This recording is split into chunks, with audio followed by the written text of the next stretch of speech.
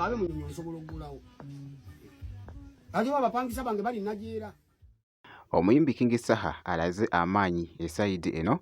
Kakati nno munnange abayimbi abasinga batera okuvaayo ne banjula munnange kakati nga okugeza nti ayinza okuba nga ali mu kuzimba munnange ate ekizimbe ne bigendako mu mawulire ensi munnange ate nesobola okubitegeera. Naye munnange mwana mulenzi King Saha ssebo alaze amaanyi esayidi eno, abadde akubiriza munnange ate mikwano gye gikole n'amaanyi munnange ate esayidi eno. Ate nga mwana mulenzi munnange ate Pallaso naye avuddeyo n'alaga munnange ekizimbe kye kinaatera okuggwa, era nga ndabyeko ko mami we kw'ossa n'abaana ba AK47 babaddewo ko mu kifo kino. Bambita Jaminati, sinzira ku Jaminati Yugi, era nga kansoke nkutegeezeko munnange wali omuyimbi King Saha waliwo omunnange obutambi bubadde bugetinga nnyo vailo esayidi eno. Ayogeddeko kaawo ku byama bye awo mpolampola munnange. Ayina munnange ate estate ze eziri munnange ate enajeera. Ayogeddeko kaawo munnange sayidi eno n'abavubuka abo nga bw'olaba munnange ate mu katambi abakubiriza actually okukola. Omanyi bw'okola ennyo kyolemeddeko ne Katonda naye kyakuweerako blessing muganda wange. Kakati nno omuyimbi munnange ate King Saha okusinziira bikontana munnange nga bwenkubuulira.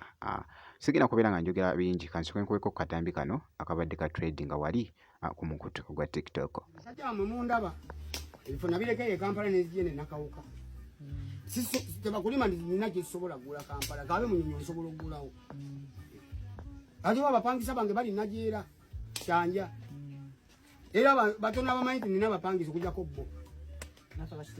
Kuba si byakweraga ng'okola emaali ye baki ebe yiyo.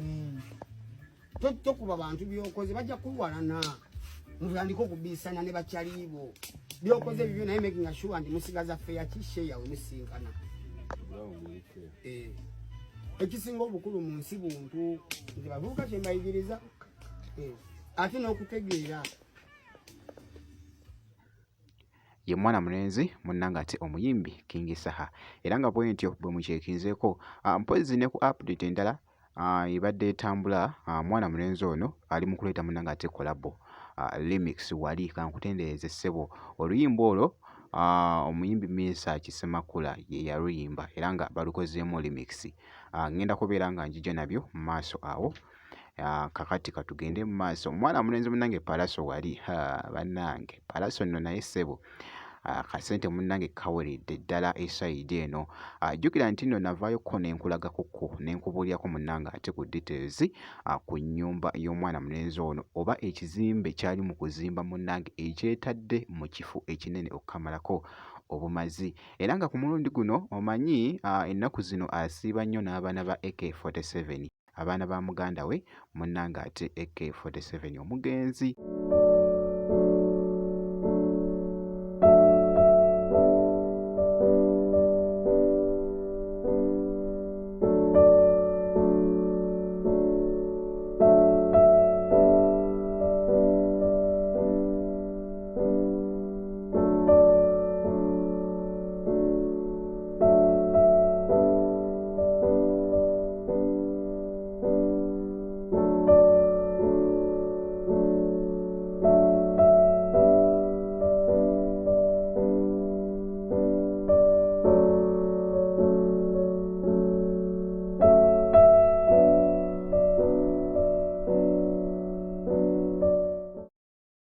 Ye mwana mulenzi munnange ate omuyimbi Pallaso, era nga ndabyeko ko wali akozeeko ko ne challenge wali omanyi omwana muwala Mina munnange bagikwasaganya eyo challenge zitambula esayidi eyo ku mukutu ogwa TikTok mu luyimba luno olwa Forever.